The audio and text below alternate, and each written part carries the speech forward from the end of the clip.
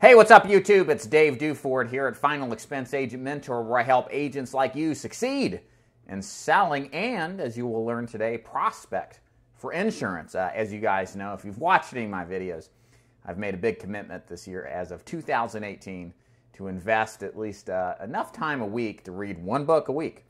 Usually that comes out to about 30 minutes. You can check out some of my videos that talk about that process. So far, so good.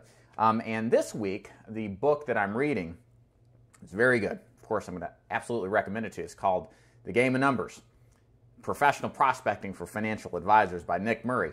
I got this recommended to me by a couple of guys that sell insurance to white-collar types, business professionals, that kind of thing. And while this is more geared towards financial advisors, money managers, that kind of thing, the advice that Mr. Murray gives is timeless. And my goal in today's video is to just highlight on a few 6 points that I think really drive home the point about the fundamental truisms of prospecting. If you're like me, you've been prospecting. Hopefully you are if you're in the insurance sales business. And you've experienced the fear, you've experienced the reluctance, you've experienced the normal human capacity to experience, well, what it's like to prospect and talk to strangers. And so Nick Murray wrote this book to begin to overcome some of that resistance, or at least help us understand how to better manage it and how to give us a better perspective about the prospecting process and what it really entails and holds for us in the insurance and financial industry. So a couple of points here I want to talk about. The first one, somewhat profound. And this is really important for you new guys to listen to because you are probably, if not already, being bombarded by vendors that are going to sell you the newfangled leads that will have people crawling on broken glass to hand you their money to buy whatever kind of insurance that you're selling. Of course, that's all what we expect from lead vendors, right? They're about as bad as used car salesmen. No offense, used car salesmen. But the first point here that Mr. Murray talks about is that there's nothing original to learn when it comes to prospecting. It's kind of a strange thing, right? You know, you would think with all the advancements in technology, all the advancements in the way that we do business, right, that there must be new ways to prospect for business. Well, there isn't. There's nothing original because the basic nature of prospecting is me talking to a complete stranger about whatever kind of service it is that I do. And what we try to do to try to blow this thing up or turn it into something unique and interesting or advanced usually is what Nick calls an avoidance behavior, the kind of constant specter we're all facing as salespeople to avoid.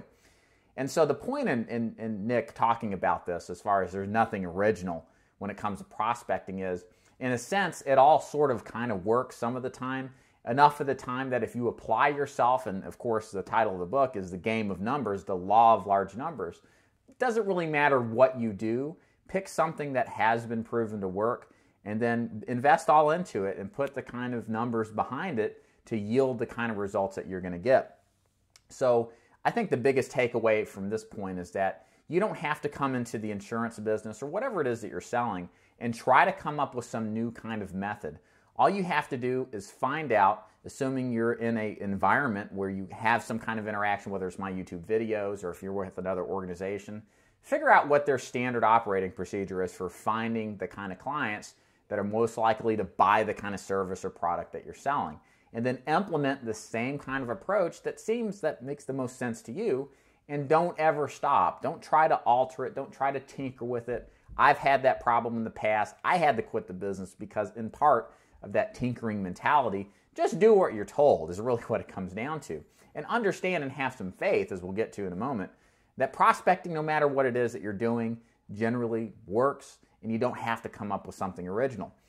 The other aspect of prospecting that you have to take into consideration that's helpful is that at the end of the day, if you're selling insurance, you are exposing yourself to an enormous, large group of people that will be interested in what you're selling. I primarily sell Final Expense, which is marketed primarily to low-income, middle to low-income seniors, usually 50, 60, and older. There's multi-millions of people that fit that regard. And there are people in that right now today that are buying life insurance because they desperately need it that fits that profile. So my point is that no matter if you sell mortgage protection, Medicare supplements, you sell to business owners, people need your help, okay? They're literally waiting for you to show up to help them.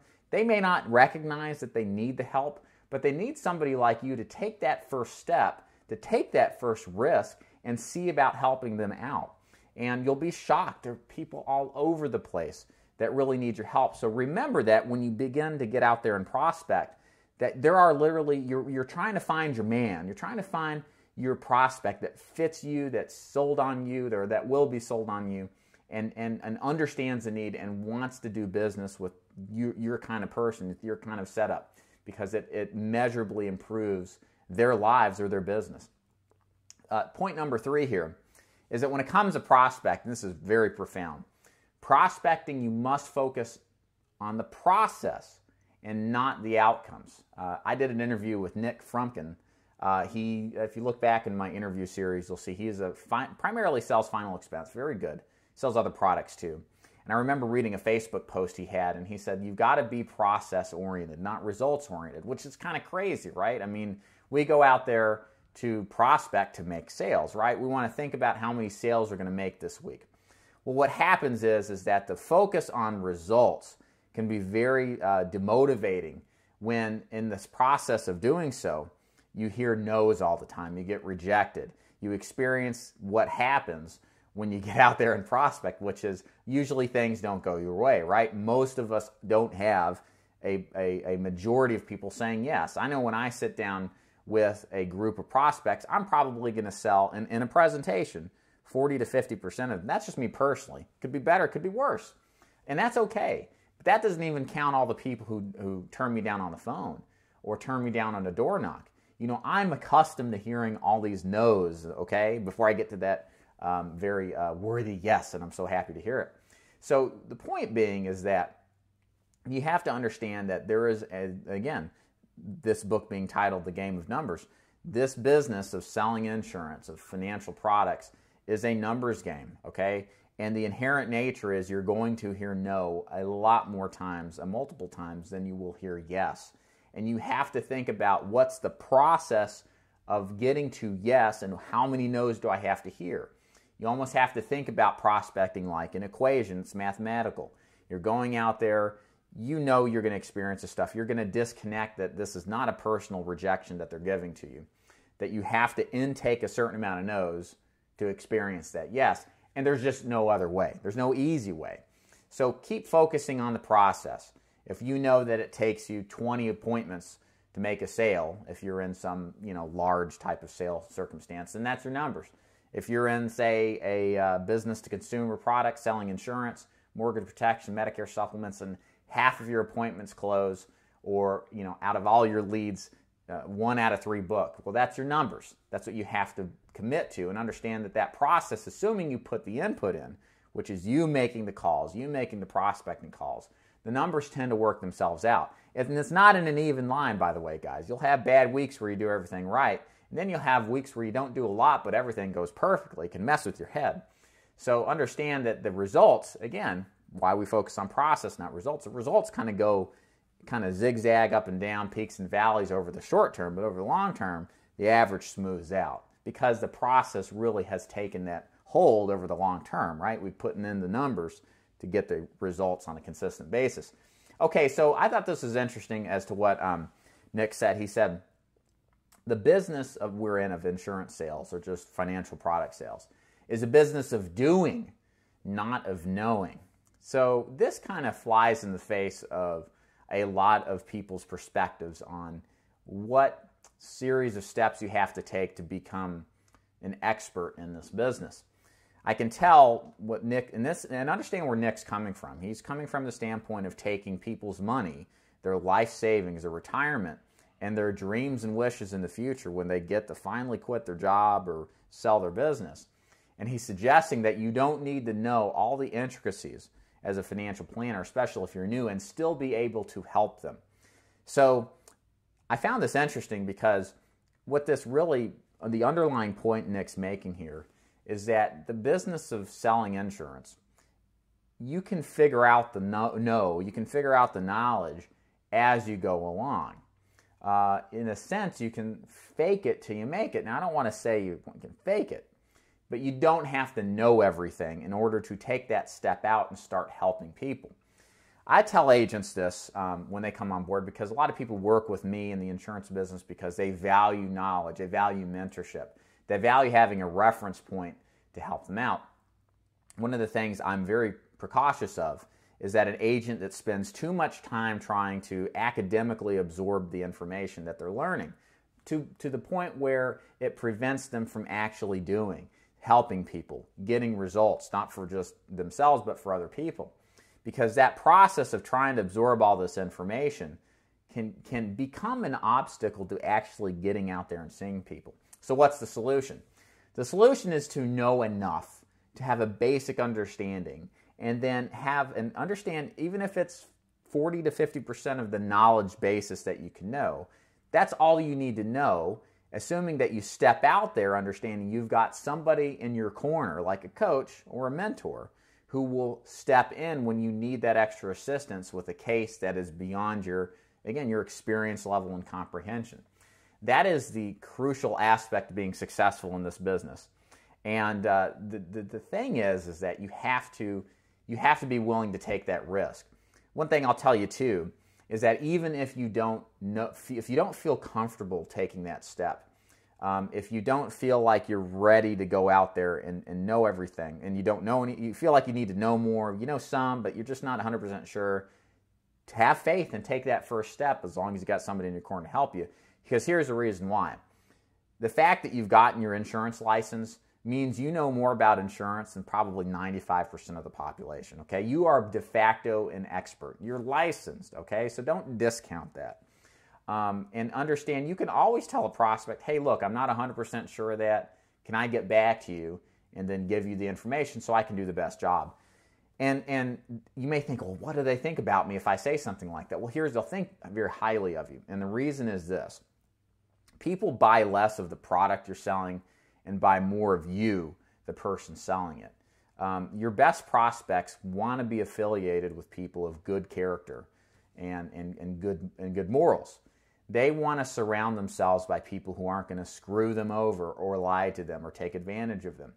And the fact that you come out and say, I'm not sure about that, but let me get back to you, it says a lot about your personality, and it says a lot to the most important people out there that you want to work with, that you're somebody that is focused on being transparent with your prospects, that you're not out to take advantage of them like they think most salespeople do. So it's really important to be okay with the fact that you don't know everything, because there's always a way to get around it, bring other people in to help out, and you'll find it works just great. Point number 5 here, learn by doing, not do by learning. So again, it's kind of the same concept I've been talking about, so I won't spend too much time on here. This business is all about going out there and doing this business, okay? You know, we're less in the insurance business and more in the people business, right? We need to listen and learn how to listen to our prospects and figure out what it is they want to accomplish, what's important to them. Why did they request the information that they did? What are they looking to accomplish? Why am I here in the first place? What makes them tick? And so we have to understand that people are the driving force behind whether or not a sale is made or not. We have to get really good at really just digging in and sitting back and really investigating what makes our prospects tick and motivated to do something about it. That all comes from good sales training, specifically focusing on asking good open-ended questions that are exploratory in nature and allow the prospect to just tell you all that they can about what really is important to them. And you'll find a lot of these people have never talked about it with anybody, so they'll be reciprocal in the sense of being really appreciative about your concern about what they have and want to do business with you. It's crazy. It's the best way to sell people on you is to ask them questions. Last but not least here is that failure in sales prospecting, the only way that you can fail in prospecting is to lose faith. I think I've realized this to a certain extent when I got into this business, especially when I started recruiting. There is no way to mitigate completely the risks inherent in being in the insurance sales business, okay? You're not going to face down failure and eliminate it 100%. There's things you can do to better maximize your opportunities. But at the end of the day, this is a faith-based business. You've got to be able to step out there. You've got to be able to be comfortable and take this risk. And prospecting, the only way you can fail from prospecting is just to give up on that faith. That, oh, it doesn't work for me, or the pain of no's is too much, and I need to overcome this, and I just can't do it. That's how you fail. So again, you have to have the faith that even despite every logical reason why you shouldn't do this, because it's depressing or doesn't sound good, you have to get over it, because there's nothing original with prospecting. You just have to commit, and commit in large numbers over a long period of time even, as you develop that book of business and then can go back to them later on in life, because that's where the real beauty is that you develop a clientele and you can go back to them. Maybe you start with final expense and sell Medicare or mortgage protection, go back to these people and sell them more insurance, or cross-sell IULs or something like that. There's a lot of opportunity if you just stick with it. My name is Dave Duford. Of course, as I always do, I can't help but to promote how awesome this book is here. Of course, I've been talking about another book, but this is my official guide to selling final expense. You can find it on Amazon. Best book in the world. Almost as good as Nick's book. It's actually really good, no joke. Pick it up. You will enjoy it. My name is Dave Duford at Final Expense Agent Mentor. If you'd like to learn more about my appointment and contracting opportunities to sell insurance, go to my website. It's feagentmentor.com. I'll see you next week. You guys have a good one. Bye.